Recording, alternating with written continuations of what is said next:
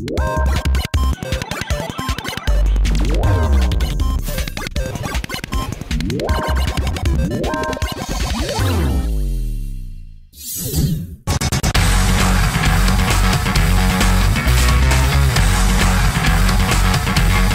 what's up guys? We are getting PAX started a day early here at Undead Labs. We're going to check out their upcoming zombie shooter State of Decay, we're going to get a sweet little studio tour, and we're going to talk to some of the development team. So let's go do it.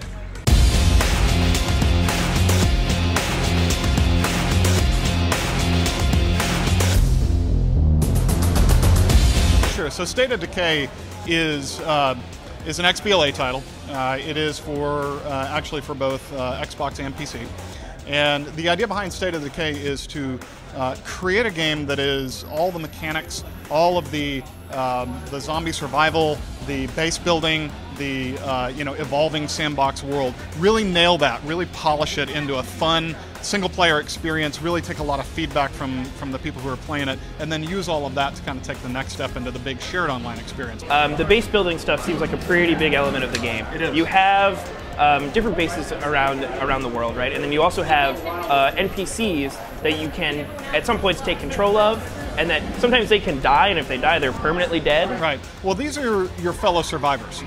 These are people that you encounter in the world, either because you're exploring and you're finding people in houses, or you get hints that there's an enclave of survivors somewhere, and maybe you save their asses at some point and invite them to join your community. The idea is that you build up your community, and the larger your community, the more people you have to do things like building workshops, building training areas, manning the kitchens, going out on supply missions to find food and fuel and building materials.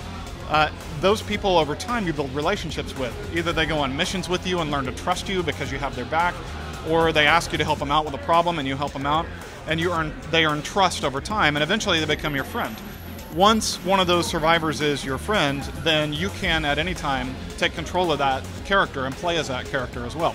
And in that way, if you make a tactical error and wind up getting your ass kicked by the zombies and die, you're truly dead. But the good news is that you've got a stable there of other survivors that you can then play. And all of the expertise that you've gained has been invested in that community.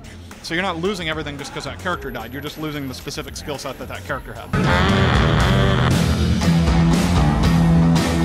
It seems like melee is important because guns, you have pretty loud and limited ammo, right? Yeah. So noise propagates in this world.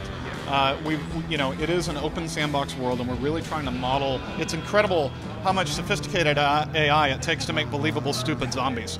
But we really want them to cue off those moving lights and the sound propagation, and so everything you do in the world is realistically modeled in terms of the way the sound propagates and echoes. And, shooting a gun is a loud event. If zombies are out there looking for their next meal and they hear a gun over on the next block, they're going to come investigate. So you use your guns when you're in trouble. Get out of trouble, but understand that you've just drawn everybody in a half-a-mile radius to that point, so you better bug out of there fast. Like, one of the things we should clarify here is that, this is an open-world game, right? Like I would say, at least, from my short time with it, it's structured similarly to like a Grand Theft Auto game. It's just that, when you're going from point A to point B, there are zombies there. Yeah, exactly, and that's, there are some fantastic zombie games out there that we've all played and loved, but what we really wanted to do was model that open world, that sense of, when you go see a great zombie movie, you come out of there and you think, what would I do? Right? If the apocalypse really happened, would I go to Costco and board up the windows?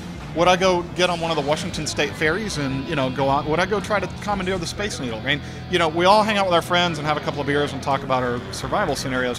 What we really wanted to do was give you that open world playground to help you model that out. Go live it, right? What do you want to do? Are you more of a lone wolf? Do you want to go out there and just kind of be on your own? Do you really want to engage in building friendships and pulling people into the community? Are you going to invest in defense? Are you going to invest in technology?